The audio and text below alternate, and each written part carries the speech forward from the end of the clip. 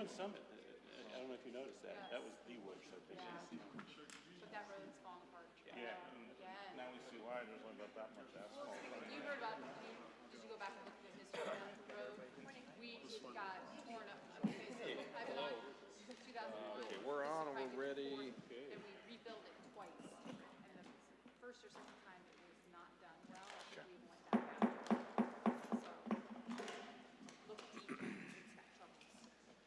Okay, I'd like to call to order the North Canton City Council meeting Monday, October 14th, 7 p.m.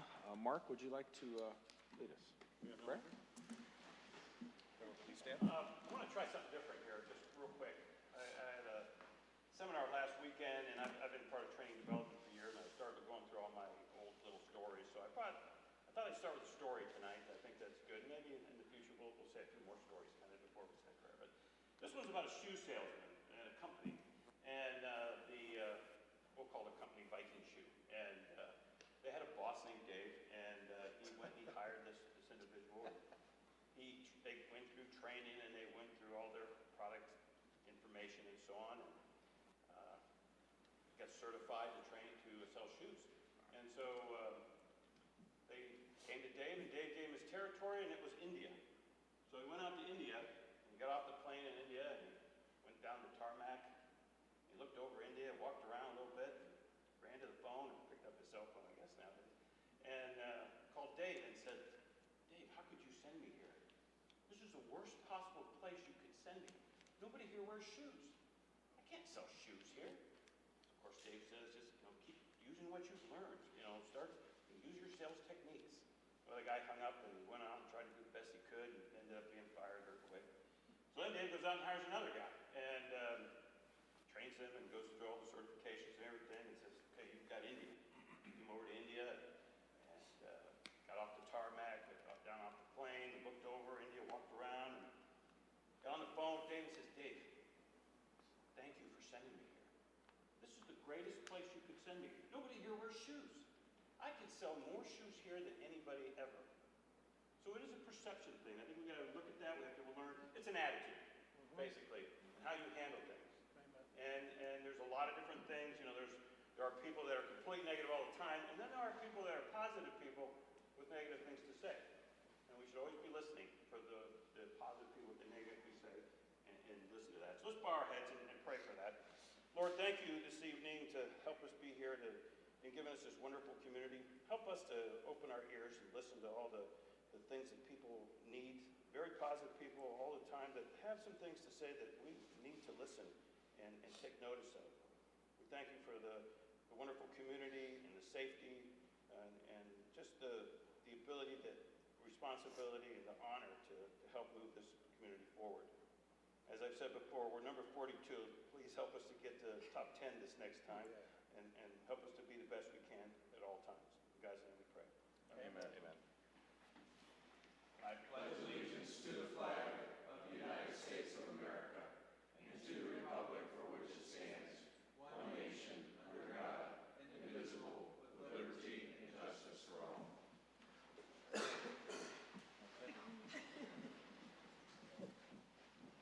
Laura, will you please call the roll for us? Peters. Here. Revolt. Here. Fonte. Here. Foltz. Here. Waring. Here. Kiesling. Here. Soretta. Here. 7 present. Thank you very much. Now for your consideration, a motion and a second to approve as presented. Council meeting minutes, September 23rd, 2019. Financial reports, September 2019. Motion to approve as presented. Second? All in favor? Aye. Opposed? Abstain. One abstention. Foltz. Okay, thank you. At this time, if you wish to address council, please step forward, state your name and address for the record, and a friendly reminder, there's a 5-minute time limit. Larry Tripp, 1127 East Maple Street, North Canton, Ohio. As many of you know, I like to start or end my remarks with a little tidbit, and I did no exception.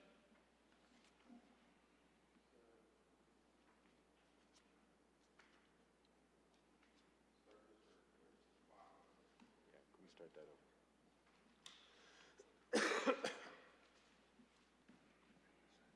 Hey, Pat, I'm going to just use mine for now.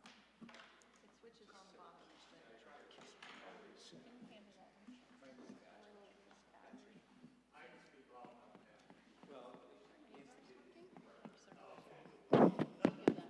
Oh, got it.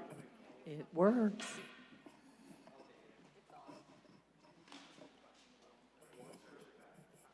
All right. My apologies, Larry. Test. Takes up less space. You might like it. Thanks, Tad.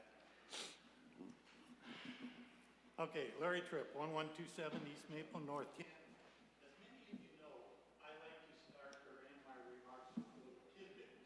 Tonight is no exception. This one is titled, "Does This Sound Familiar?" As I walked one day with my father, he suddenly asked me, "Besides the song of birds, do you hear anything else?" "Yes," Ray answered, "the noise of a wagon." "Excellent," he said. Pull the mic down. Larry, pull it down towards you. There you go. "Excellent," he said. "And it's empty." "Empty? How do you know if we haven't seen it?" "Very easy. Because of the noise it makes. The emptier the wagon, the greater the noise it makes. Since then, when I see and hear those damn council members bragging and patting themselves on their backs for their minor accomplishments, using slander and name calling, intimidating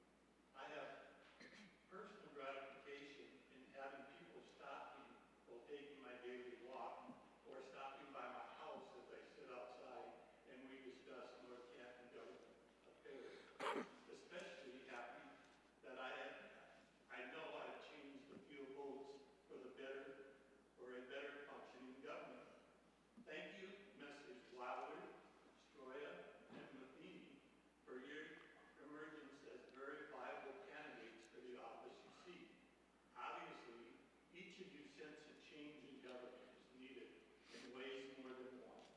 You know where my vote is. Lastly, anyone with the smallest knowledge Thank you, Larry. Your time is up. should have named Thank you, Larry. to donate our winning prize. I, Keep thinking on the sex. I thank you for your comments, Larry. I appreciate it. I thank you. It took about 20 seconds to get this thing going. Thank you, Larry. Thank you.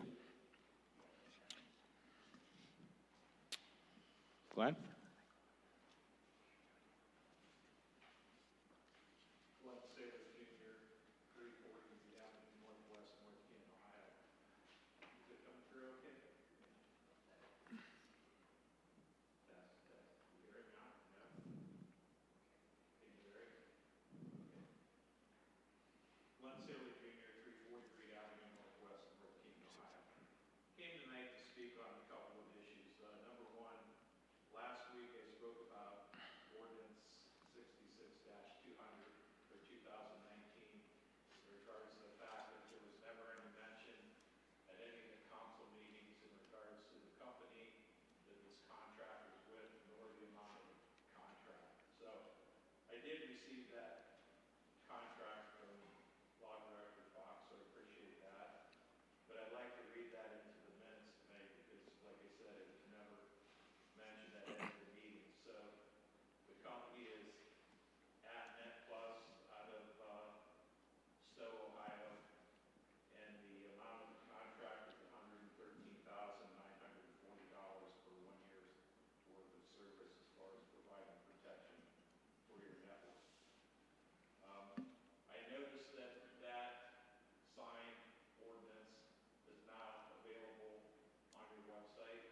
I go to it, all I see is the ordinance. I don't see the associated contract with it. I'd like to see that with it because without it, the public has no idea who the contract's with nor the amount. Is it unusual that the contract's not associated with it? I didn't know for sure, so I went back to last year, ordinance 68-2018, when you went into a professional service agreement with the building service department.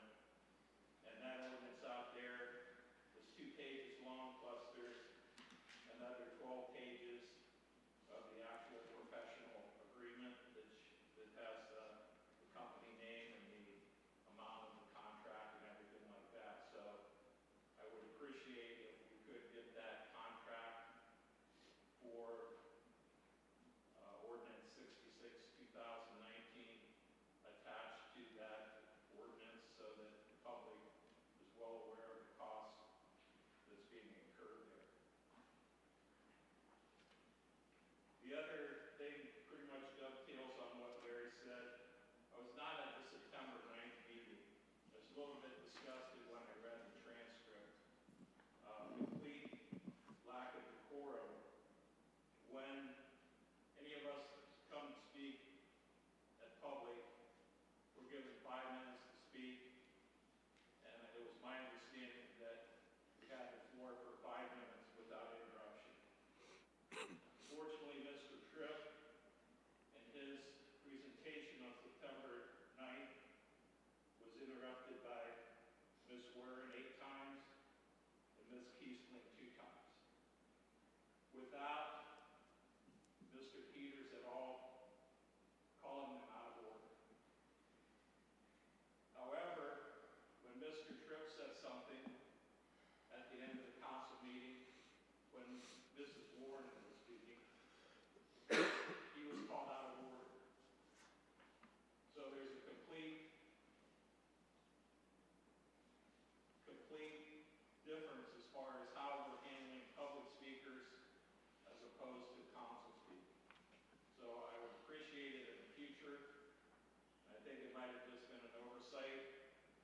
Give everybody the benefit of the doubt.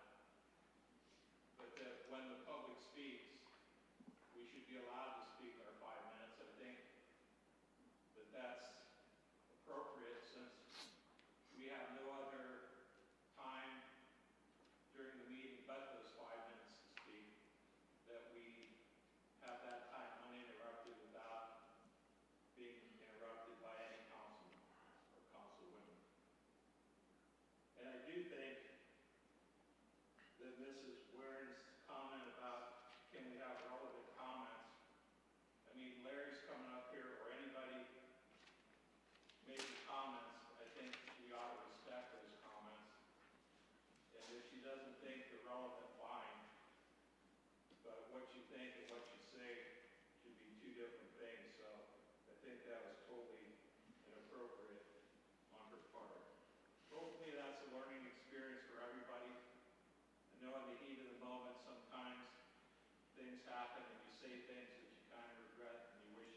say. So I would just like September 9th really to be a learning moment, and we can move on from there. Thank you. Thank you. Thank you, Glenn.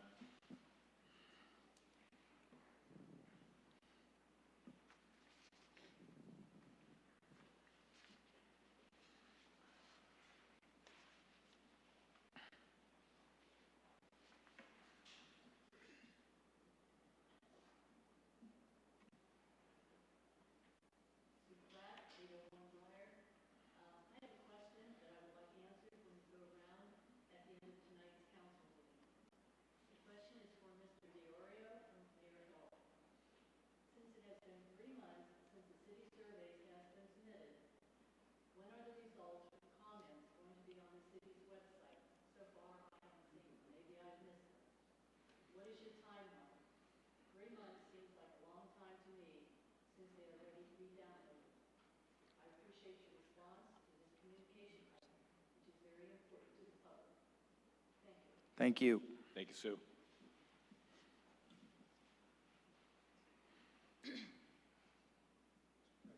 Yes, yes, sir. I authorized our intern to put those out on the website last week. He works Tuesdays and Thursdays, so I'll see if he has put those out. If not, they'll be out there tomorrow. Okay, sounds good. Thank you. Anyone else wishing? Yes, ma'am, Miriam?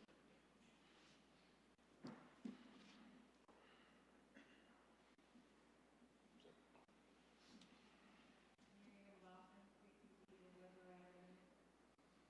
I have a message for Engineer Graham on the record. Weber Avenue, beautiful thing. Thank you. Thank you, Miriam.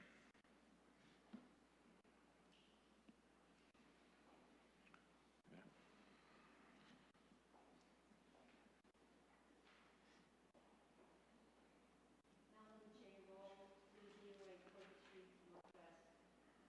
This evening, I wish to speak to ordinance 74, 2019, City of North Canton Public Records Policy. I believe at last Monday's council meeting, this legislation was presented as mirroring the public records policy of the Ohio Attorney General. While I'm in favor of updating policy and posting that policy at City Hall, I find the cost structure punitive, and I would guess a nightmare to administer.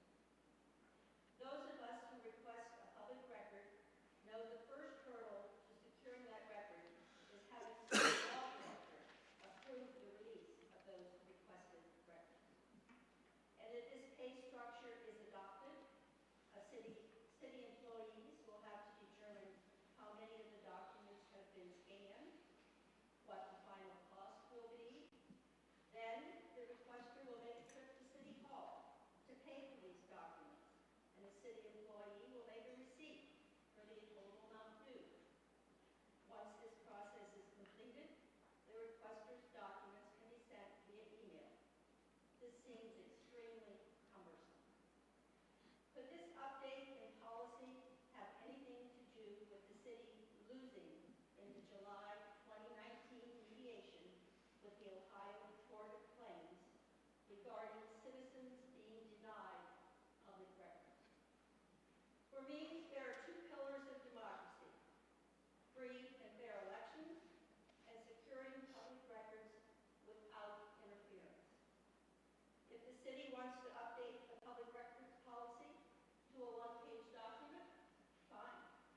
But in this update process, eliminate any and all fees. Thank you. Thank you. Thank you, Melanie. If I may, Melanie, the one-page poster is simply the summary, and the 2-page policy in the area that you mentioned regarding the cost, that's exactly the same. Nothing there has changed from the current policy since 2015. And you mentioned losing. The Court of Claims case was dismissed. All right, thank you. Anyone else wishing to address council? Chuck? Chuck Osborne, 307 Fairview Street, Southeast North Hampton, Ohio. I'd like to rebut that last comment. It was not dismissed. Mr. Fox conceded to provide nearly all the records that I have been waiting weeks and months for. So nothing was dismissed. It was negotiated in arbitration, and the records were provided. So that is untrue. As far as the changeover to a new records policy, Mr. Fox blessed this by stating he was recreating the state's model record policy. That is untrue as well. He has inserted in there the model records policy, a sentence allowing for scanning fees for black and white and color. The state does not sanction that, does not even have that in their model records policy. I'm talking about 74/2019. This time of year, citizens are welcome to participate in our democratic process at this time, given the fact that we have a general election in less than a month. But sadly, that apparently is not the extent of citizen involvement that is desired by our citizens under Ordinance 74/2019, which proposes that citizens pay a scanning fee for public records when the records are emailed as an attachment. I have a survey of local municipalities and their policies regarding charges for sending public records via email attachments.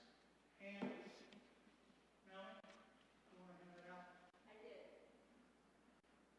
Of the 20 municipalities that have contacted, 14 have responded. Many of them are honoring the Columbus Day, so they were close.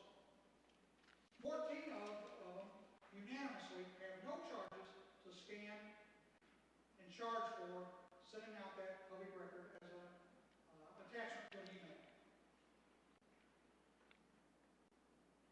I don't foresee the remaining 6 municipalities straying from that unanimous policy.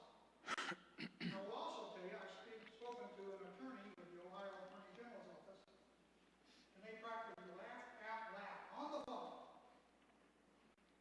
with the proposal that we're going to charge 1 cent scan for black and white copies and 9 cents for color. It's kind of like the difference between calling one of you up on the phone,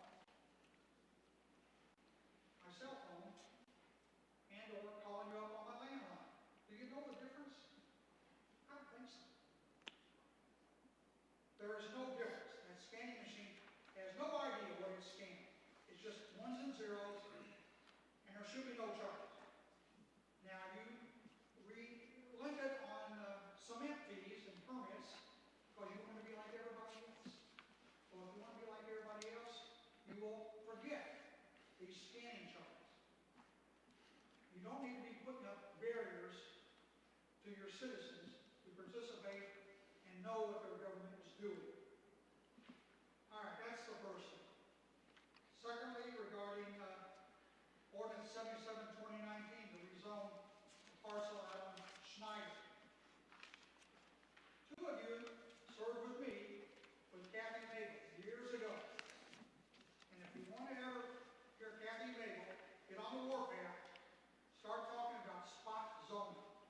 Because this is exactly what this is. You can look it up. It's against state law. You're taking these 2 little parcels, surrounded all by residential. On the north side, it's R70. To the east, it's R50.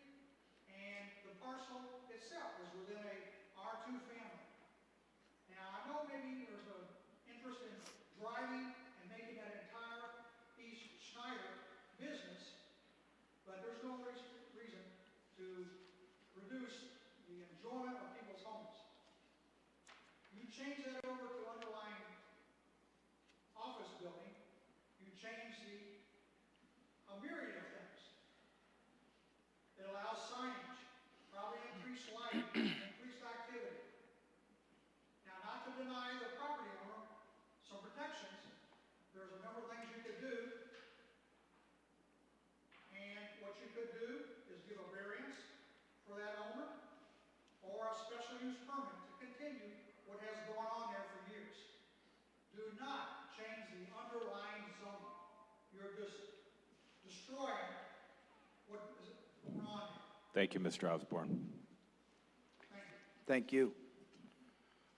Mr. President, if I might say, Yes, sir. while we were on the break there, we went to our website, and the quickest way is to enter the search box, type in 2019 Community Survey, results pop right up. So it was put on there last week when I had asked. there, Thank okay. you. Thank you very much. All right, anybody else wishing to address council at this time? Okay, seeing none, we will move on to old business. May I have a motion and a second to read by title only, third reading ordinance 57-19. So moved. Second. All in favor? Aye. Opposed? Motion carries. Tim? An ordinance amending Chapter 1171, Administrative Powers and Duties of the Codified Ordinance of the City of North Canton, specifically Section 1171.06, Schedule of Fees, pertaining to permits and fees for cement work on private property and the public right-of-way. Thank you. Chairwoman Keesling. Yes, I don't think we have anything more to add. Anybody have any questions about this? Dom? I just wanted to make sure you're talking in the mic so everybody can hear you. I think I was. All right, no further questions. We'll go ahead and move for adoption. Second. All in favor? Aye. Opposed? Motion carries. Okay, may I have a motion and a second to read by title only, second reading ordinance 67-19? So moved. All in favor? Aye. Aye. Opposed? Motion carries. Tim? An ordinance amending Chapter 935, Water Lines and Hydrants of the Codified Ordinances of the City of North Canton, specifically Section 935.02, Connection Charge Other Than by Assessment. Thank you. Chairman Fonte. Or, I'm sorry, Serrata. Don't call me Fonte. Easy. Apologies. My apologies. We discussed this in our committee meetings. This has to do with hookups, connection hookups only. So we move forward with this for approval on second reading. Second. All in favor? Aye. Opposed? Motion carries. Thank you. On to new business. We have a motion and a second to read by title only, first reading ordinance 68-19. So moved. Second. All in favor? Aye. Opposed? Motion carries. Tim? An ordinance authorizing the mayor of the city of North Canton, upon Board of Control approval, to enter into a contract by and between the city of North Canton and the city of Canton for the purpose of providing legal representation in the Canton Municipal Court for prosecution of criminal cases at a total cost not to exceed $22,000 per year for a period of 2 years, beginning January 1st, 2020 through December 31st, 2021. Thank you. Chairwoman Warren.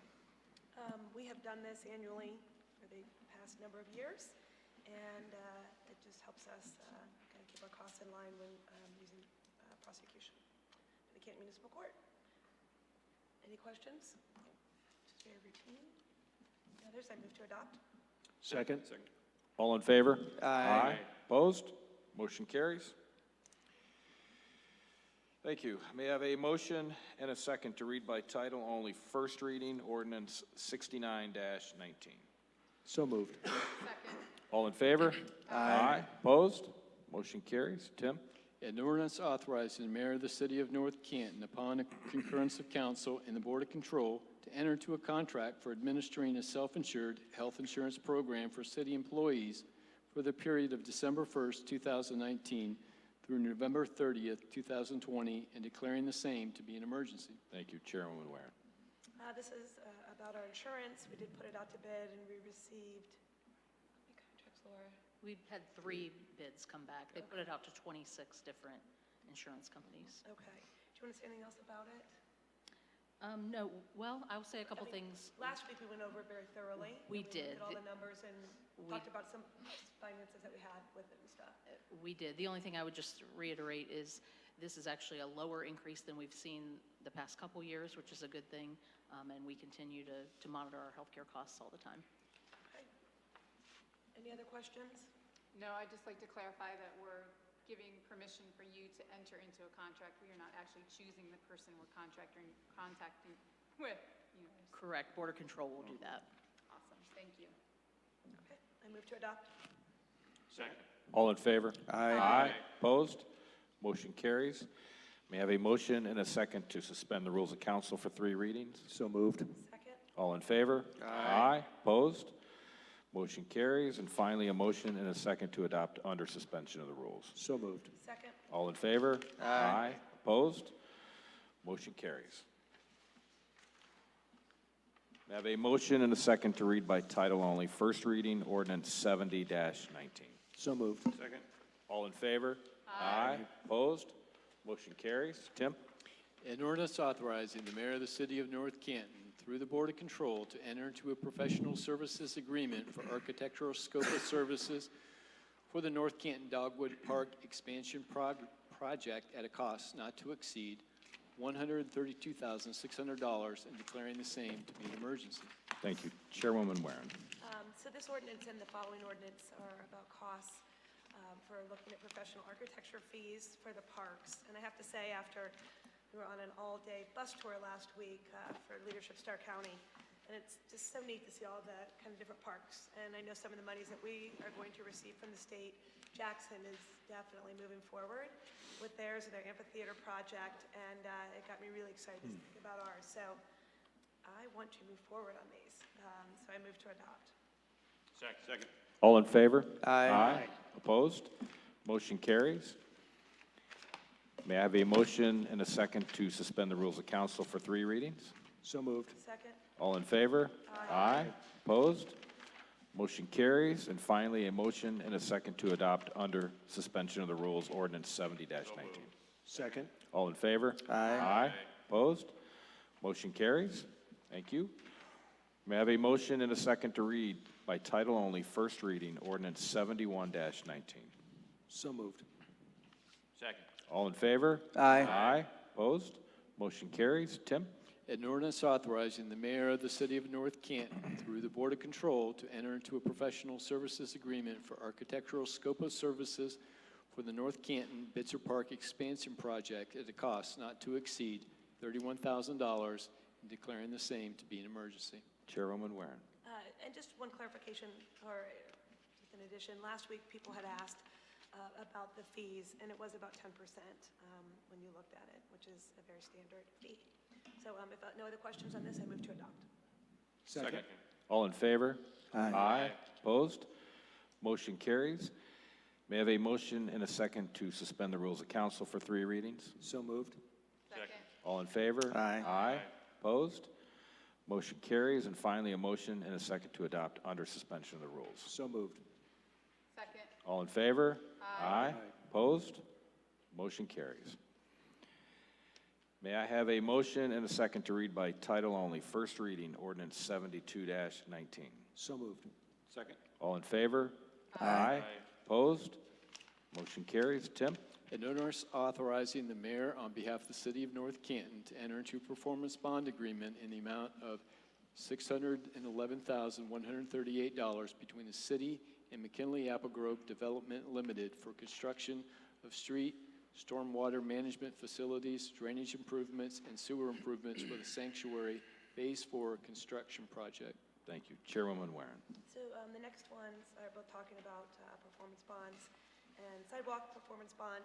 Tim, you talked about those in pretty good depth last week, and just finishing both of those projects, and kind of this is the next phase that has to happen. Are there any other questions or concerns with this one? Yes. Okay. I have a question for Rob. The bond references stormwater management, and I would assume that we are going to review very carefully those plans, given the kind of stormwater issues we're having in that general area. Right, we've taken a look at that, and they're kind of using the basins that are already existing out there. It was all sort of designed with that in mind, but yes, they provide us with a stormwater management report that's signed and sealed by their engineer. Okay, and it's your conclusion that the basins are adequate?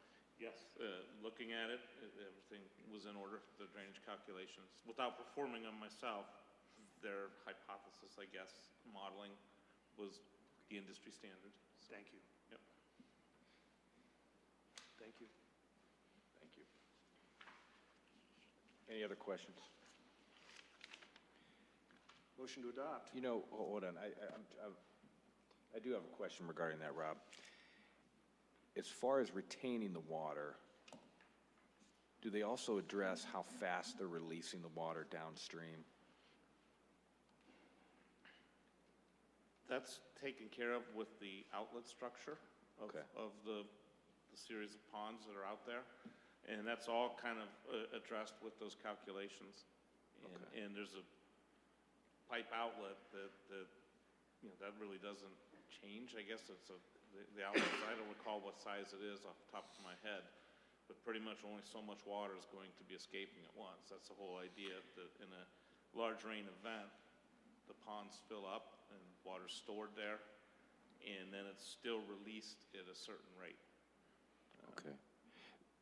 And the reason I asked that, we have some residents down in that area that abut, and you're aware. Right, downstream erosion and whatnot. Yeah, so, I mean, as long as we are cognizant of that, I mean, we have to address that situation, we got to fix that at some point, but I don't Right. want to exasperate it. Right, yeah, wouldn't think that this new development is exasperating that. You know, Okay. water's still getting there, it might just get there quicker, but it's held in that pond and then discharged at the pre-development rate.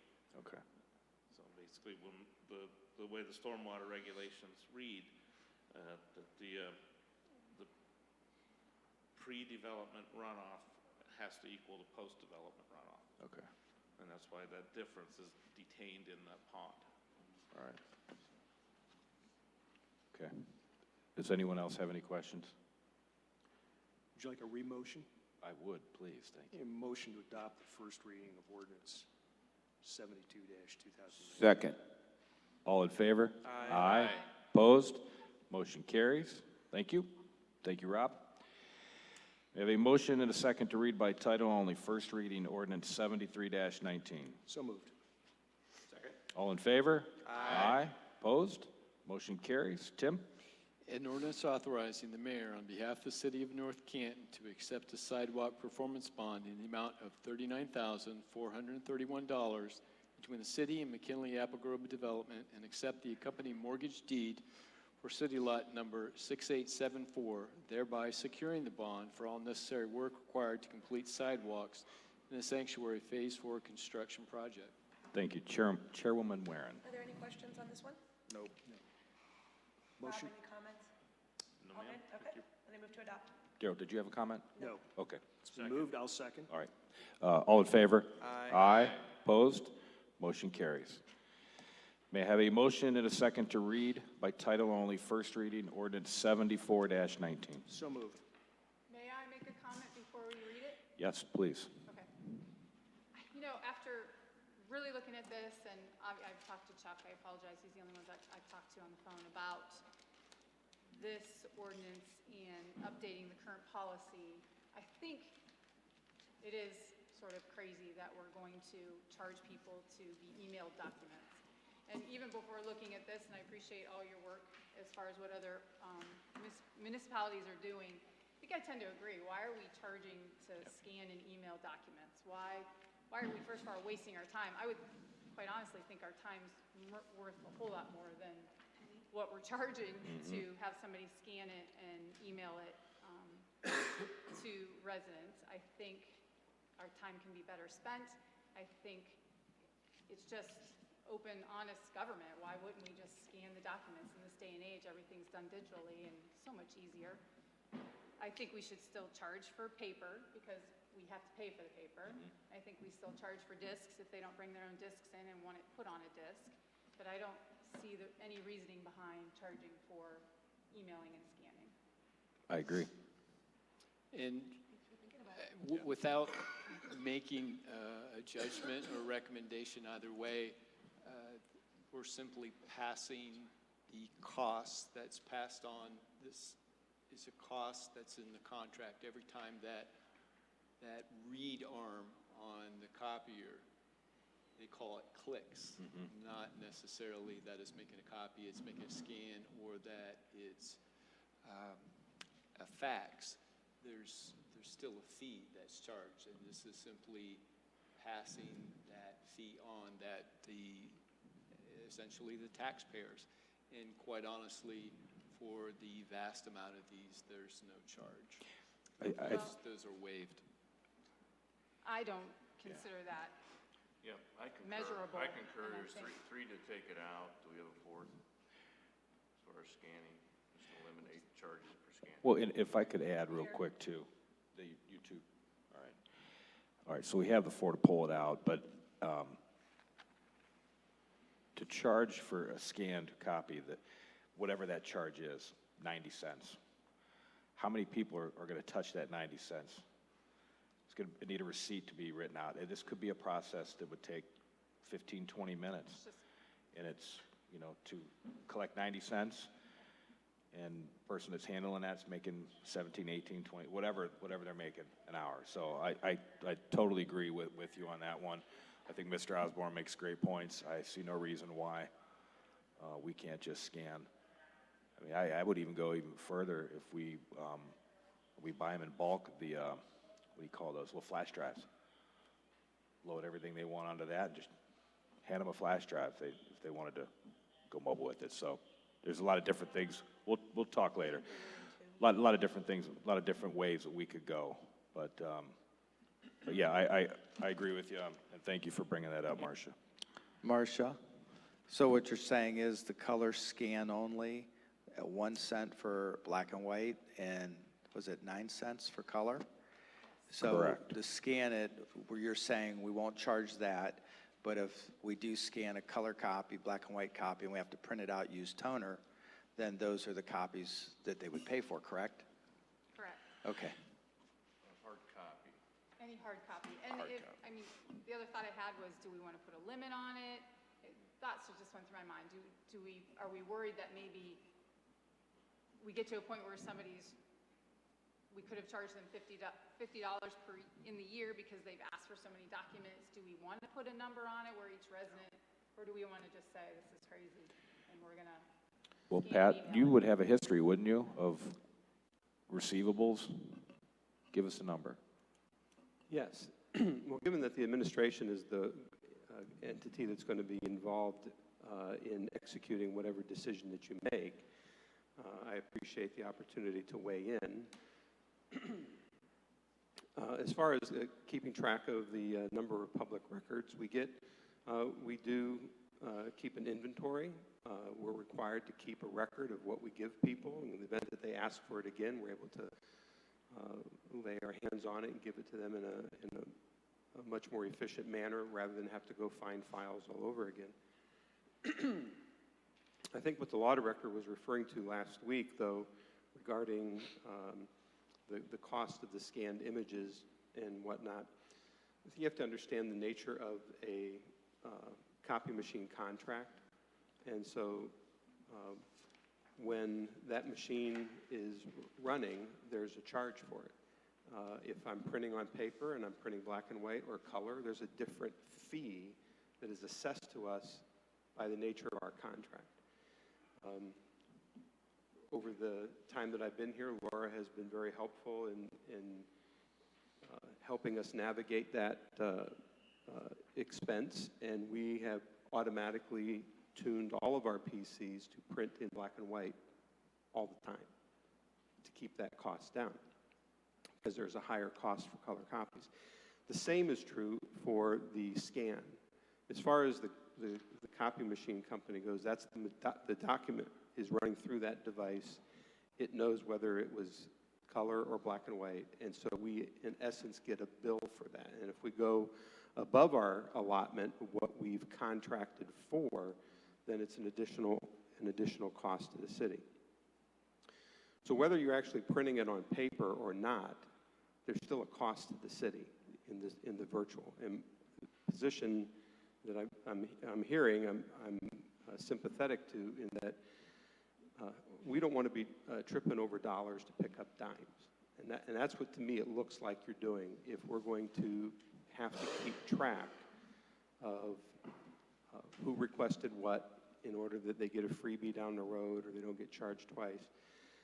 If we have to write out a receipt for 15 cents, $1, I have to balance that by the, it's not just writing the receipt, I got to balance a ledger out on the administrative side. That has to be then carried over to the finance department. Laura has employees that have to account that we actually brought over what it says on the receipt, and they have to incorporate it into their deposits, and it goes on and on and on. And then, later on, we may have to reconcile our monthly receipts to make sure. There's all kinds of stuff with this. And I just would hate to see us spend a lot of time and resource tracking all this stuff down for what is incidental. There are some, to me, I call it the cost of doing business, CODB. There are some individuals who request more than others, but I think it averages out. It's not really a financial burden to the city to provide these documents, in my opinion, on paper or electronically at no cost. I agree. Daryl, did you have comment? I do. Yes.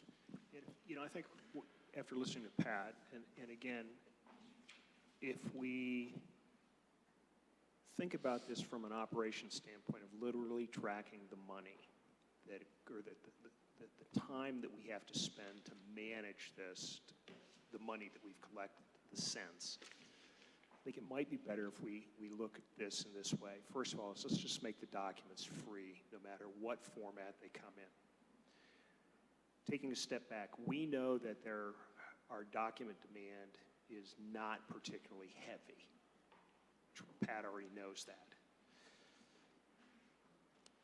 As Mark has famously heard me say, if things change, we can change it back. But I would recommend that we do this. Let's waive the copying fee or the email fee. Just waive it. Just make it go away.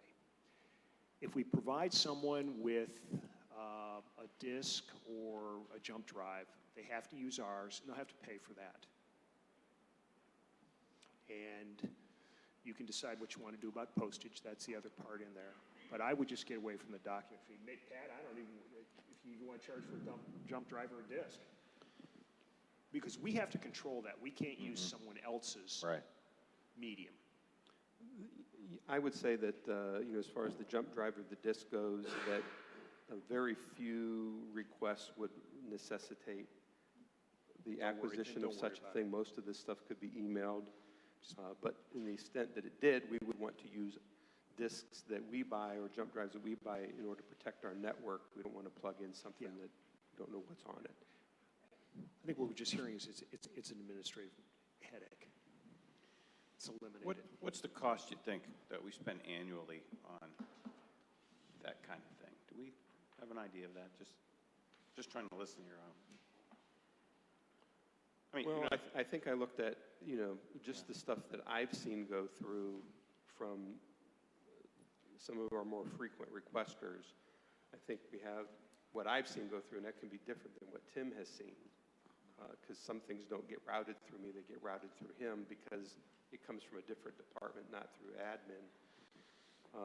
But, it looks to me like we're under 50 requests, and one of those requests was for copies of resumes from the council clerk process. So I think if you took that out and I was counting up megabytes, to me it's just incidental. I can't imagine that it's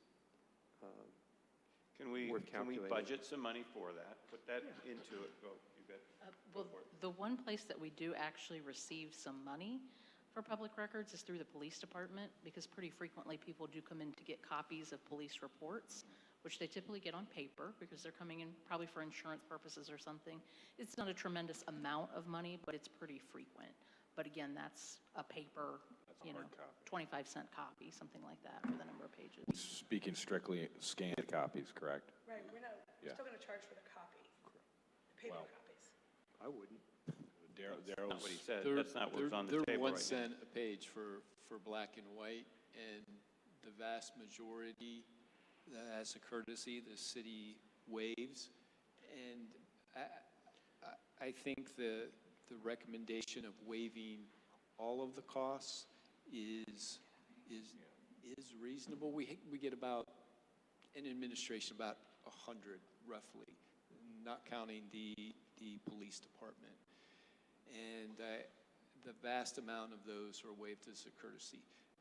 I think if you're going to waive all of those, that perhaps leave maybe one sentence for the discretion for the administrator for a cost that may be unreasonable for, say, the taxpayers to bear.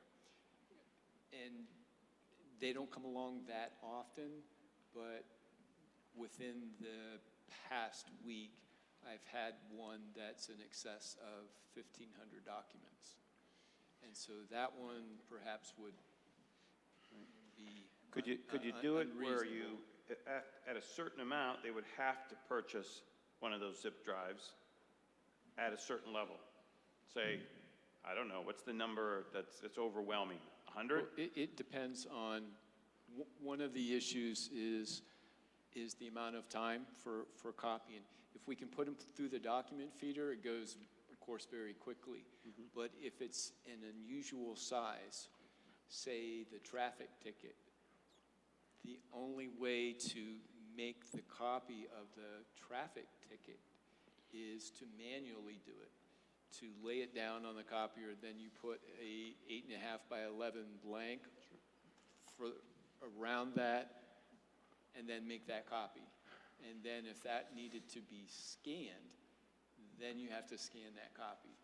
And so an excessive amount of those, say an irregular size, might be unreasonable for the manpower of the time to make those copies, not really for the actual cost of copy. All right, so if I can interject here, I think what you're basically asking is for some sort of fail-safe sentence in there where it would get over a certain amount. How about we do this in the interest of time? I believe, Marcia, you motioned to amend? Correct. You've already amended. Motion to amend. Why don't we motion to amend this reading to pull out all the fees? This is going to be on 3 readings. It's not an emergency.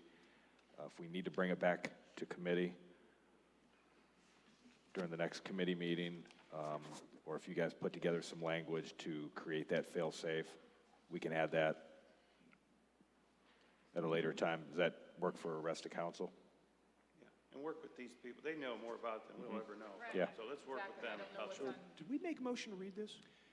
So- We did not. No, it is, no. Not So yet. It hasn't been even removed from the table. We have a motion. We had a motion, not a second. And Okay, hold on. Let me ask this. We can't amend it until we read it, correct? That's correct. Thank you. I knew that's where you were going with that. You can have a motion to table right now. No, and bring it let's back. keep it moving. I'll tell you what, let's do this. Let's have a motion to first reading. Yeah. Let's read into the record kind of where the discussion has gone. And, Put it on committee. pardon? Put it on committee then. Let's talk about it at our next Yeah. committee meeting. Yeah. All right. Let's do that. Or just Let's, table it. Someone has a motion. I'll second it to read. to read. Okay. All in favor? Aye. Aye. Opposed? Motion carries. Tim? An ordinance repealing and replacing the City of North Canton's public record policy codified as Chapter 107 of North Canton Codified Ordinances with the updated and most current policy and summarized poster attached hereto and incorporated herein as Exhibits A and B. Okay, let the record reflect, we've had a discussion regarding this. We want to amend the first reading to reflect the removal of fees for printing and scanning these documents. Correct. Motion to amend. Motion is, do I have a motion to amend? So moved. Second. All in favor? Aye. Opposed? Motion carries. Okay, with that, You need a motion to adopt the first reading as amended. as amended. So moved. Second. All in favor? Aye. Aye. Opposed? Motion carries. And Laura will put this on the next committee. Okay. Thank you. Thank you, Marcia. Okay, at this time, may I have a motion and a second to read by title only, first reading ordinance 75-19. So moved. Second. All in favor? Aye. Opposed? Motion carries. Tim? An ordinance authorizing the mayor on behalf of the City of North Canton to enter into a successor collective bargaining agreement between the city and the North Canton service and clerical employees and declaring the same to be an emergency. Pat? We have a contract. Appreciate all your hard work. Yes, we do. Anything else you'd like to add? No? Okay. Nicely done. Yeah, thank you very much. Motion to approve. Is there a second? Second. All in favor? Aye. Aye. Opposed? Motion carries. May I have a motion and a second to suspend the rules of council for 3 readings? So moved. Second. All in favor? Aye. Aye. Opposed? Motion carries. And finally, a motion and a second to adopt under suspension of the rules. Second. All in favor? Aye. Opposed? Motion carries. Okay, may I have a motion and a second to read by title only, first reading, ordinance 76-19? So moved. All in favor? Aye. Aye. Opposed? Motion carries. Tim? An ordinance amending ordinance number 50-03, zoning ordinance of the city of North Canton, and corresponding tax map to change the zoning district of the parcel situated at the southwest intersection of East Maple Street and State Route 43, Stark County, current tax parcel number 10006600, from General Business District B2 to Parks and Institutional P&I. All right, thank you. Chairman Keesling. Chairwoman Keesling. Yes, this is the parcel, the old BP building out on the corner of East Maple and Market Street, currently owned by Walsh University. We're just changing the zoning to make it the same as the rest of the university. Any questions, concerns? I motion we adopt its first reading. Second. All in favor? Aye. Aye. Opposed? Motion carries. Okay, thank you. Finally, I need a motion and a second to read by title only. First reading, ordinance 77-19. So moved. Second. All in favor? Aye. Opposed? Abstained. Motion carries. Member Fonte abstained. Tim? An ordinance amending ordinance number 50-03, zoning ordinance of the city of North Canton and corresponding tax map to change the zoning district of 2 parcels situated at 330 Schneider Street Southeast, Stark County, current tax parcel number 9201852 and 9201853 from 2-family residential to office building use. Yes, thank you. Chairwoman Keesling. Yes, I have taken into consideration what Chuck said. I'm looking at the map online, our zoning map. And I want everybody to be clear because we don't have the map in color and you can't see it. It's way too hard to see with what was copied. And I usually have a map in here, so I really do need to get my map back. Remember we talked about that? So I need to get my map back. But online, it's actually very nice. So right behind South Main Street on Schneider is currently zoned, oh gosh, I gotta go back and forth, I apologize because it's so small on here. Is purple and then green. Is Main Street Business, and then it runs into GBB, and then it runs into R2F. So there is a few parcels between the GBB and what we're proposing to be office building that is R2F. So I understand where he's coming from as far as spot zoning.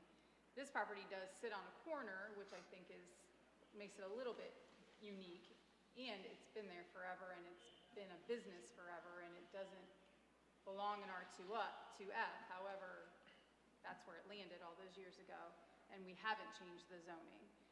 So I feel strongly about spot zoning as well, but I believe this building's been there so long and has been operating as office building for so long, it would be unfair to the owner of the property to allot him what he's already been doing for 40 or 50 years. With the understanding that he can't get a variance because it still wouldn't be enough to be able to put the money into the property to make the improvements. Therefore, if we didn't rezone it, we again are taking away his rights as a property owner to run it as a business, just because it sort of sits in this really weird scheme on Schneider.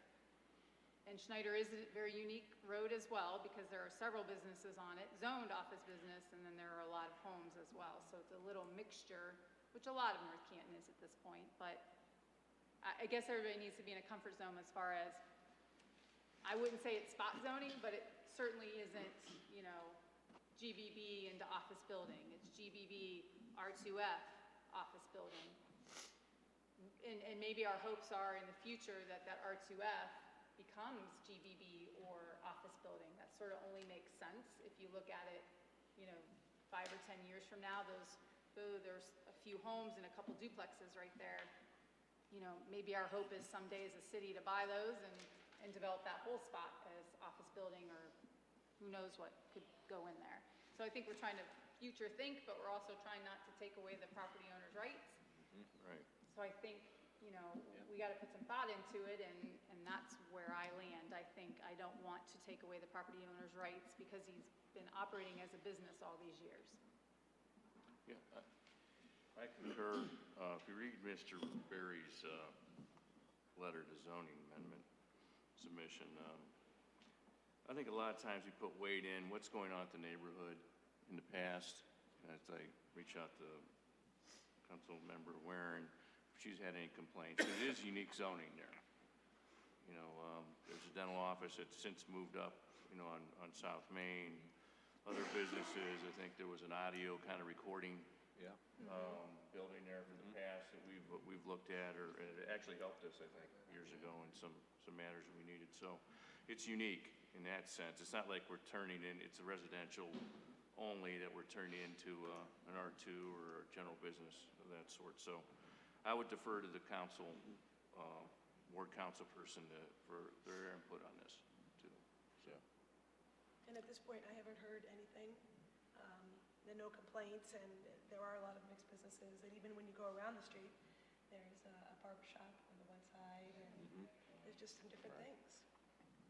You know, We got 3 readings to look yeah. at this. This is first When, reading. when I grew up there, I hated that building because that was my pediatrician. And I used to cry when my mom used to drive in there because I knew I was going to get a shot there. So that has been a business for a long time right there. And it's a pro-business move here. I think it's warranted in every way. And the allegation that it's spot zoning, our Ohio Courts of Appeal find spot zoning, as Grandma used to say, rare as hen's teeth. In fact, regarding townships, there's only been 2 cases in the history of recorded law in the state of Ohio finding spot zoning. So it is very rare. They're looking at the character of the neighborhood, and spot zoning is giving someone something that's not provided to anyone else. And if you just stand at that property and look east and west, you'll see 8 to 10 professional type of service offices. That very fact means it's not spot zoning. Yep, I agree. After that, I motion we adopt. Second. All in favor? Aye. Opposed? Abstain. Motion carries 6-0. Member Fonte abstains. Okay, at this time, I need a motion and a second to move into executive session. Council and Director of Finance only. This is to consider the employment and compensation of public employees. The executive session will not be open to the public. Motion. Jeff, for the public, is it going to last long, or are we to leave people hanging on this? What's Laura, what are you thinking? Well, there's the special committee special after the end of this meeting, so. Yeah. You think at 10 minutes, 15? 10, 5. Yeah. 10 to 15, I'd say. Okay. All right. There was a motion to move in. I'll second. All in favor? Aye. You need a roll. Yeah, Opposed? roll call it. Oh, I'm sorry. Yes, thank you. Thank you, Darrell. Laura, will you please roll call that to move into executive session? Sure. Peters, Yes. Revolt, Yes. Fonte, Yes. Foltz, Yes. Waring, Yes. Kiesling, Yes. Soretta. yes? I almost did. Second time. 7-0. Wow. Okay, 7-0. We are in executive session. We're turning about 15 minutes.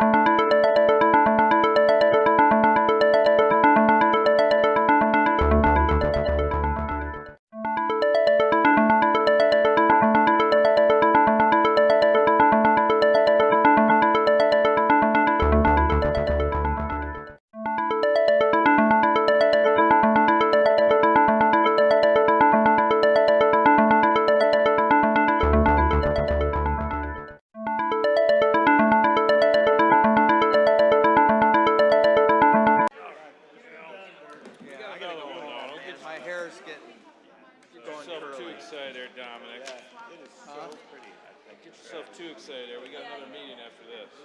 Shit, then let's wrap it up. That's right, man. We need to get a lot of stuff done here, Dominic. All right, let's get out. Okay.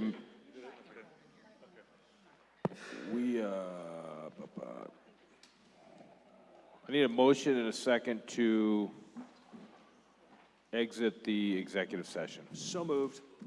Second. Laura, will you please call that roll? Peters? Yes. Revolt? Yes. Fonte? Yes. Foltz? Yes. Waring? Yes. Kiesling? Yes. Soretta? Yes. Okay, thank you. So we are out of executive session. Let the record reflect no action was taken. At this time, reports. Director of Law. Am I going the right way here? Yeah. Yes, sir. Yeah. No. I'm sorry. Forget about it. Forget about it. Yeah. He's already started talking. Director of Law. Thanks, Tim. I just wanted to Sorry about point that. out on, yes, ma'am, thank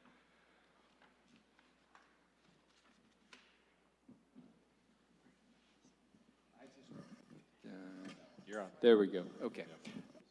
I just wanted to point out on the meeting schedule that for the 21st, we have on tonight's agenda that there'll be a committee of the whole, but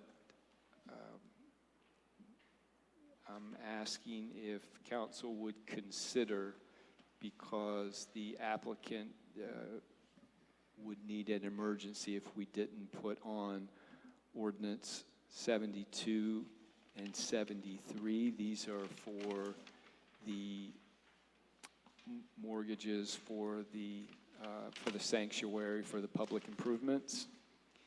And then we haven't given it a number yet, but it was in committee this evening, the same thing for the mortgage for AMC Land Company in the Monticello development. So you need a special council meeting For next week? 21st. And it would actually be for all three items that are on Yes. committee tonight, if we could. I Make a motion. Yep. Got a motion? Is there a second? Let me repeat the motion. Yeah. So we've got motion to consider a special council meeting on October 21st, ordinance number 71-2019, ordinance number 72 and 73? Get it right. Excuse me, I'm sorry. It was 72 and 73. Yes, sir. And then the three items that are referenced on our special committee of the whole meeting this evening. One, personnel and safety, which is a collective bargaining agreement. Second is the, under finance and property, which would be the budget commission resolution. And the mortgage with AMC. Spot on. Okay. I'll second that All in- wonderful motion. All in favor? Aye. Aye. Opposed? Motion carries. We will have that meeting directly following the committee of the whole. Does that work? Okay. Tim, you done? Yes, sir, nothing All right. further. Let me start down here now. Deputy Director Farina. Thank you. I know we've lost some audience members here, but I was going to announce a few things quickly. First one is the curbside yard waste leaf recycling program has begun. The pickup will be running from October 20th through November 24th, but the bags are available now at Moeller Hardware, and you just have to come in and show your utility bill. You get 25 bags. So it'll be going through November 17th, now through November 17th that those are available. Also wanted to mention, if people are watching our social media, our Facebook page, we have the local business spotlight that we've been highlighting new businesses popping into North Canton. So we've had up there South Main Auto, Uptown Nails, Sarah Delane Beauty Company, and coming soon up, we're going to be featuring Barrel Pools and the new Hometown Urgent Care coming into the Acme Plaza. So people seem to enjoy seeing a little bit of the stuff happening and the new business coming in. And it's not too early to mention this, we'll continue to mention the Winterfest that we will be having, which is the tree lighting ceremony, is moved to a Saturday. Years and years, it's always been a Sunday. It's going to be on Saturday, December 7th. So that's going to be, What time? 4 to 7. yeah, it's going to be, we'll have a lot more details, but I just thought I'd throw it out there now, and then we'll continue to give more information as we get closer. And another holiday thing just coming up, if you haven't seen, our trick-or-treat time, what we do have is Sunday, the 27th, from 3 to 5 p.m. That's all I have. All right. Thank you. Director of Administration. Yes, in regards to additional details for the Winterfest 2019, here are some. We've been meeting with a group of volunteers on this project. Today we had a meeting with Main Street business holders. We did move this event to Saturday, December 7th. This was determined to be more business friendly. Some of the businesses aren't open on Sunday, but they're open on Saturday, and they can stay open a few extra hours if need be. Some of them are open till 8, 9 o'clock at night on Saturday anyway, so this worked out a lot better.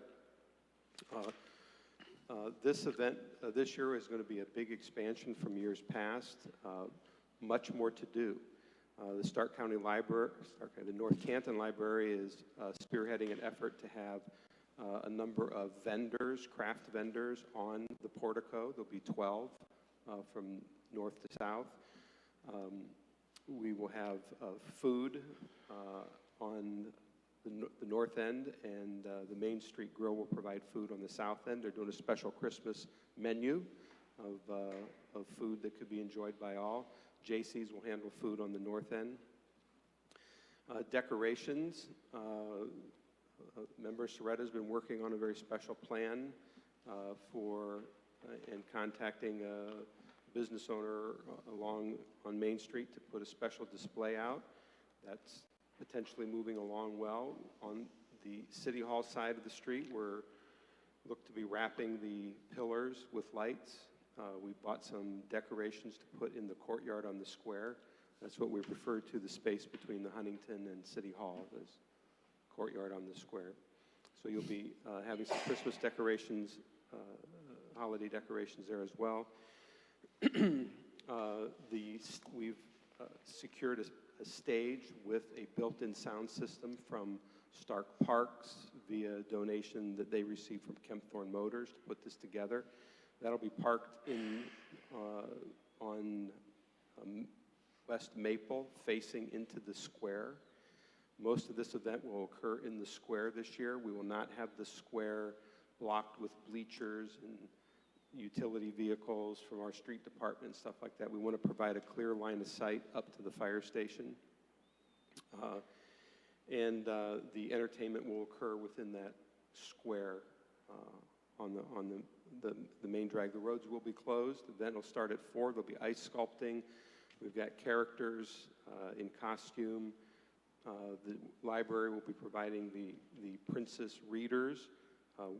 We are going to host those inside City Hall on that time, so the children can come in, sit on the floor of City Hall, have the princess characters read them some stories. Awesome. Gets them out of the cold a little bit. Maybe the parents will do the vendors on the portico while their kids are getting stories read to them. So, I mean, it is really coming together. Gary Chapman from the Pine Cone is going to decorate all the building window storefronts in his block. So it is a really cool event shaping up. Mr. Fonte. How soon will we have something that we can promote? Because I usually see it's under-promoted from the 10, 20-year past. Funny you should ask. We have spoken to some businesses up and down Main Street that have electronic digital signs that'll be putting the word out. We're getting banners that we're going to hang up in Bitzer Park.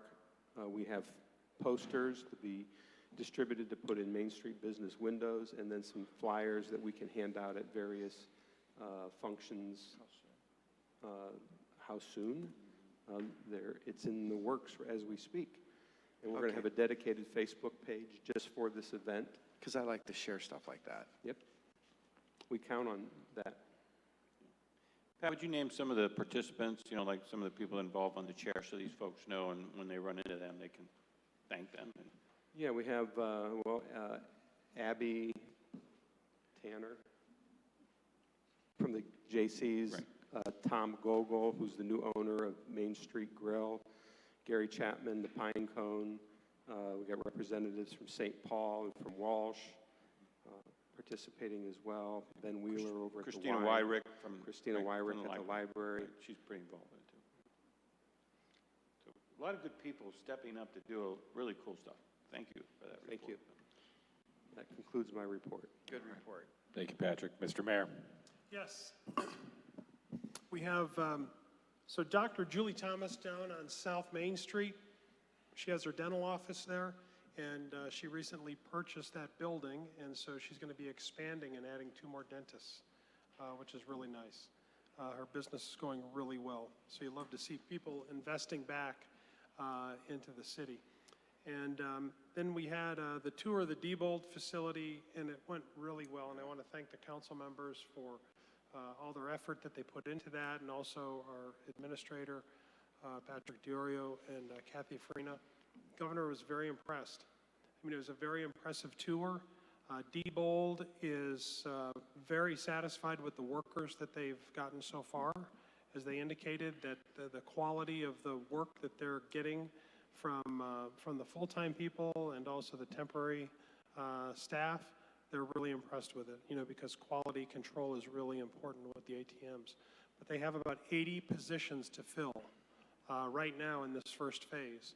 And so you can go 2 routes. One, if people want to get immediately hired, they can go through Alliance Industrial Solutions, or they can also apply at Diebold directly, but that's a little bit longer of a process. So usually what they do is they bring the people in, they get them working, get an idea of what their skill sets are and where they could best utilize them, and then they plug them into the system. So anybody that's looking for work, it's a great opportunity, and you can go to Alliance Industrial Solutions.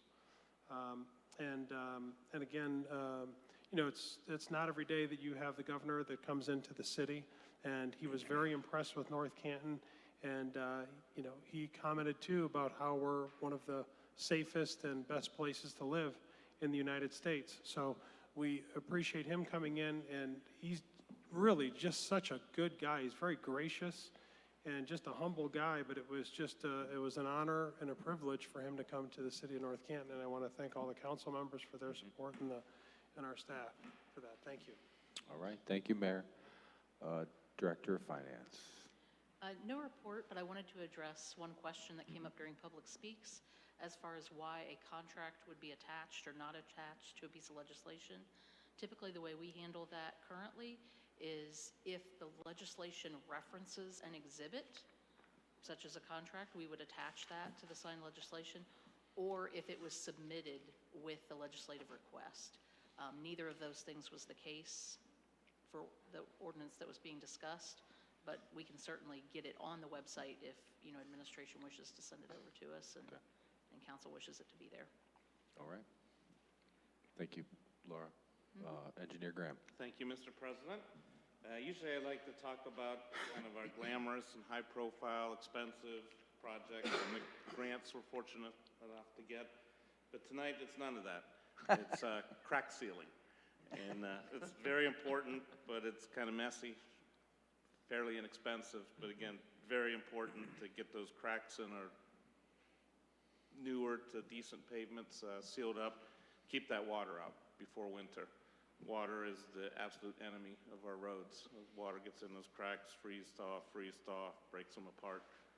So we're going to spend about $40,000 and start some crack sealing next Monday, weather permitting. Where is that going to happen at? It's going to happen on some of our busier roads, sort of the middle section of Main Street, that we'd like to get another 4 or 5 years of life out of that pavement from down at Rose Lane, north up to 7th Street, that section. We're looking at Apple Grove from North Main Street west to Pittsburgh. You know, the east part we're going to repave. We opened the bids a few weeks ago and looking to make that award. But you know, that section of Apple Grove, we're looking at kind of Jonathan and Hallam. Both those streets connect, to Everhard and South Main with traffic lights, school bus traffic. They've been paved in the last couple of years, but little cracks are starting to develop. So let's get those, we want to get those sealed up now to extend that life. Another one is Lindy Lane from Portage down to Glenwood. Get that sealed up. And that's the only ones that really, that our consultant, or at least the Tuscoat is the company that's doing it. I had a couple more, but they thought they weren't quite ready yet. Rob, can I recommend something? This is the reason why I'm bringing this up on Weber. No, I'm sorry, Breyer. The first one that we redid. Last year? There was the water main break at that home. Right. And then we patched that. Do you recommend sealing that as well? That crack needs to be sealed. We've actually asked or not crack, but that joint needs patch, to be sealed. And then also to the Weber project, those joints with the old pavement meeting the new still have to be done. Okay. That's on our punch list. Okay. And also the same neighborhood, the Eastbury project that we had repaved earlier in the summer. Okay. That's you're on on their top of it punch then. list. So same principle, that joint from new pavement to old, we need to seal that. I agree. Just to keep that water out. And that is one that's on the list, that patch. That's where I was going with that, so you're on top of it. All right, good stuff. Is that it? That's it, sir. Thank Okay. you. Member Revolt. No report. Member Fonte. I was thinking about what Soretta was talking about in the very beginning of the meeting, and it makes me think of is the glass half empty or half full. And we all look at things differently. You don't want to look in the east for the sunset, right? You always want to look in the west for the sunset. So when I think about this, based on what we've been raised with and the struggles we've had in life, we process things differently through our rosy-colored glasses. And it made me think of a saying I remember hearing that stuck with me. It says, it's not what happens to you as much as how you respond to what happens to you. So, there's things that happen to all of us. And, to try to build that tolerance. And we're humans, we have emotions, we're not robots. So, of course, that's why sometimes people let their emotions get the better part of them. And I think when you think about it, just remember, things are going to happen. Crap happens to you. It's just how you respond to when it happens. That's all I have. Amen. Thank you, Dominic. Member Foltz. No report. Member Warren. No report. Member Keesling. No report, but Rob, can we get an update on the Everhard Railroad tracks? It's moving along, not as quickly as we had hoped. Ouch. Ouch. That's not. We've got a progress meeting next week. At our last progress meeting last week, they're bi-weekly. The contractor was shooting for November 1st opening date. That's still very aggressive, and he hoped to be setting the large precast bridge structures as early as Wednesday this week. And if he gets the footing and stuff in enough and can start getting those set, it could happen November 1st, but that's still pretty optimistic. But they're willing they've even kicked around the idea of working double shifts, just working around the clock, because they've already are working Saturdays and Sundays. Wow.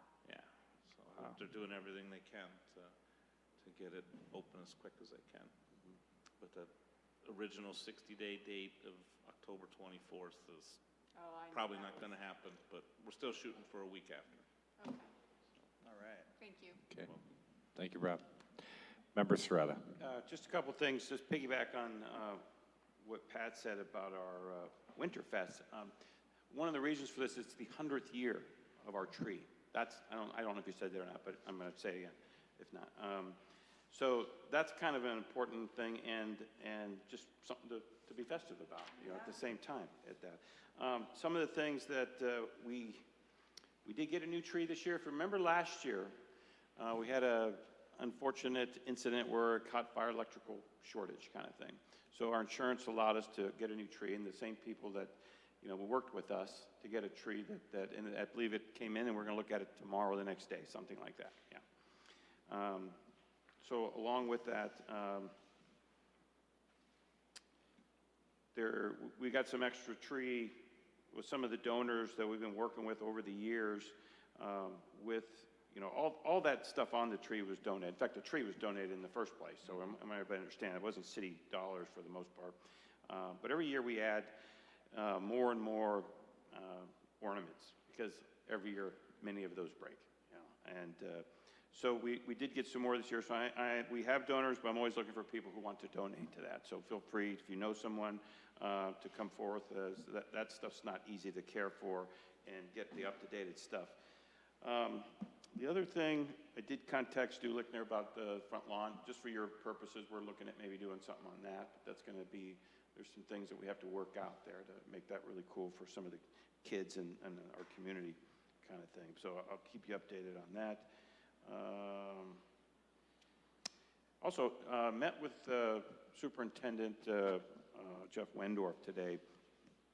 More so about, you know, creating more of an atmosphere between us.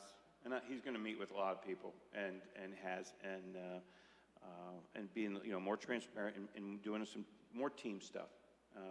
We want to be better, like we always want to be, and they do too. So, good conversation. I think there's some good things that we can work together on. You know, they're looking at buildings. We talked to things with sports complex, DRD, a lot of good things and a lot of positive stuff. So we need to just stay focused on working together and being a little bit more transparent. And we talked about ways that, you know, we can have more meetings together or meet more often to know everybody's, you know, what they're doing. So when things come out, you know, we're not just saying that, you know, we don't know about this and they don't know about what we're doing. So we need to just, you know, stay together and, you know, especially we're talking about, you know, parks and different sporting events and so on that affect us all, and the roads that we do over there and the park system that we're going to put over there. So let's keep that in mind, that the conversations are open between us, all of us and them, not just Mark, but all of us. And we've got to move forward to do what's best for the community, and that's, I think we're all wanting to do that. So just want to let you know about that. Hopefully, all of you will be in those conversations as it moves along. That's all I got. Yeah, good stuff. Thank you, Mark. Actually, I'm meeting with him on Wednesday morning, so all of you will probably be, he'll be reaching out to all of you to set up a time to sit down. So, okay, good stuff. Okay, moving on, our October, November meeting schedule, the 21st, Committee of the Whole, and our newly added special council meeting. 28th will be the special committee meeting, budget only. That's the one that we're all really looking forward to. November 4th, no meeting. The 11th is a regular council meeting. November 18th, Committee of the Whole with a public hearing, 2 public hearings, one at 6:45, one at 6:50, and November 25th, regular council. At this time, final call to the council for new business. And seeing none, I will ask for a Motion to adjourn. motion to adjourn out of this meeting. Second? All in favor? Aye. Opposed? We are adjourned from the council meeting, and now I'd like to start the special committee of the whole meeting Monday, October 14th, 8:58 p.m. Laura, will you please call the roll? Revolt. Here. Fonte. Here. Peters. Here. Foltz. Here. Waring. Here. Kiesling. Here. And Soretta. Here. 7 present. Okay, moving forward, we're going to start doing some things different, especially in the committee meetings. When legislation is being introduced, whoever introduces that legislation will take the lead on that. Explain it to the council and the chairman of, or chairwoman of that committee, what they're trying to accomplish, and then at that point, once they've presented it, then the committee chair will take it and run from that point. You understand what I'm saying? Not, yes. Okay. I didn't get the whole thing either. First of all, what are we doing and why are we doing this? Let's make For sure example, on the first item, it's an ordinance to authorize the mayor to enter into a successor collective bargaining agreement. There is a legislative request attached from the Director of Administration, I believe. Was it you, Pat? Yeah. Requesting that we talk about this in committee and craft the legislation and pass it. So whoever the originator of the request is, whether it be Director of Admin, the mayor, the engineer, Director of Law, Finance, They then take the lead on the conversation. They present it, everything, because some of them aren't as straightforward. They're a lot more nuanced, and instead of just turning it over to the committee chair, Totally agree. I think that's going to help avoid some confusion. Yeah, I agree. So, okay. So with that being said, first up in Personnel and Safety, we have a legislative request from Director of Administration. I will let Pat take it from here. Thank you. What we're talking about here is the current contract that is expired for the Utility Workers Union of America. These are at the water treatment plant. This contract, 3-year contract, expired September 30th of this year. We have entered into negotiations with that group with the following changes. We are recommending moving forward with this. Their union has voted and signed the agreement with these changes. As it relates to wages, they were asking for a 3% raise per year for the 3 years of the contract. As you recall, this is similar to what you agreed to for the Service Workers Union and other union negotiations throughout the year. In addition, we asked for some language cleanup as it concerned overtime. This was consistent with what we did with the Service Workers Union as well. We also put in here our requests for medical marijuana language, as is in all the other contracts. Also, a reference on the health insurance employee benefits that we offer, that language not be specifically included item by item in this contract, that it be referenced to our website where we maintain the employee benefit package particular to this union based on when this agreement goes into effect, what those benefits are. As you recall, the finance director pointed out that we will keep that information for the length of this contract there, so those workers will be able to see what their benefits are. This saves us about 15 written pages in this contract is related to spelling out all the details of the health insurance. So now we can just point them to the website and say all the details are over there. In addition, there were 2 other monetary considerations, recommending that we accept them as they were very minor in detail. They are, first, as it relates to individuals at the water treatment plant who hold certificates for special skills that they have. Some hold a certificate for their biology license, and others for, I'm having a brain freeze, what the other one is. The lab work. They presently, under the expiring contract, get $450 stipend for each one of these certificates that they hold. They had asked that that be changed to $900 per certificate. In other department that we have where certificates are available in the Service Workers Union, we have a water distribution certificate and an agricultural herbicide pesticide certificate.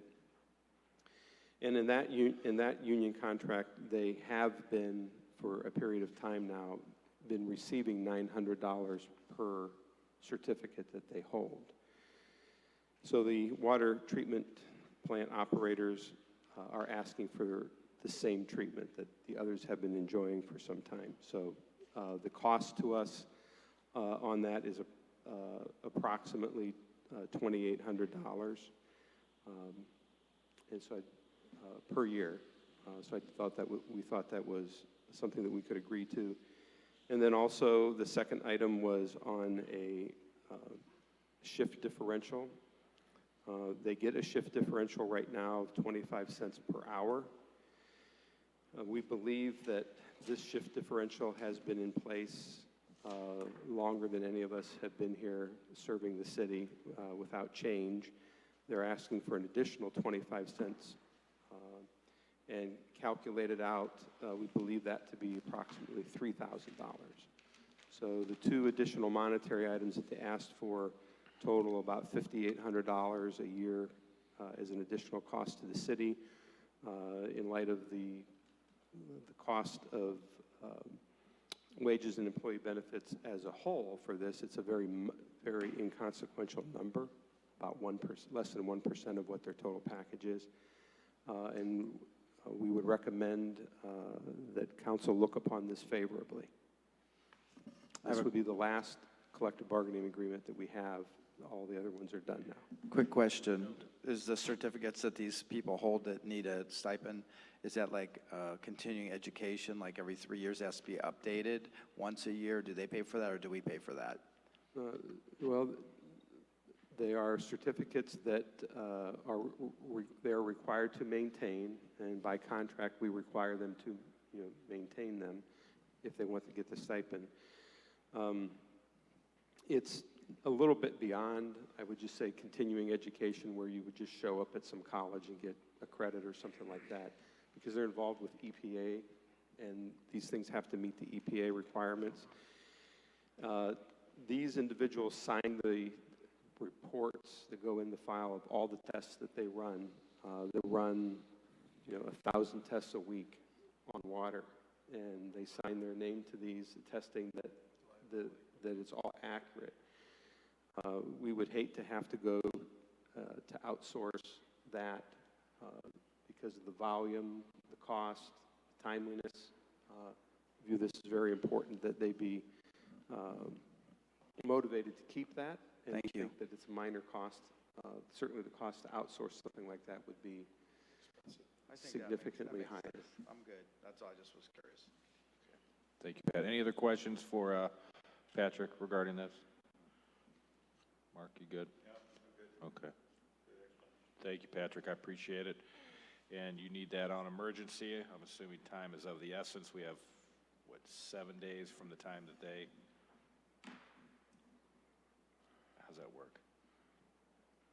Yeah, whatever. You need We're going to have a meeting next week as per member revolts and what you voted on. Yeah. This is one of the items that's going to be on the agenda. Oh, that's right, yeah. Okay. Okay, we're good to go. All right, next up, finance and property. You've got A and B. There are two separate legislative requests on this one. Laura, it pertains to A, and Pat, legislative request pertains to B. So, Laura, would you like to start? Sure. Item A is a proposed resolution for council to accept the tax amounts and rates for the next tax year. This is part of the annual property tax process that's set out in revised code, and there's a number of documents that go back and forth between the city and the county auditor's office. This is basically, the county has sent us this sample resolution. If you look at Schedule A, they've set forth what our property tax rates are, both the voted and unvoted, and what they estimate the revenue to be for that, for the next tax year. If council accepts this and sends it back, then the county can levy those taxes on our behalf. These are all levies that we've had in place for a number of years, including the street and storm sewer 1 mil levies each that are on for renewal on the November ballot.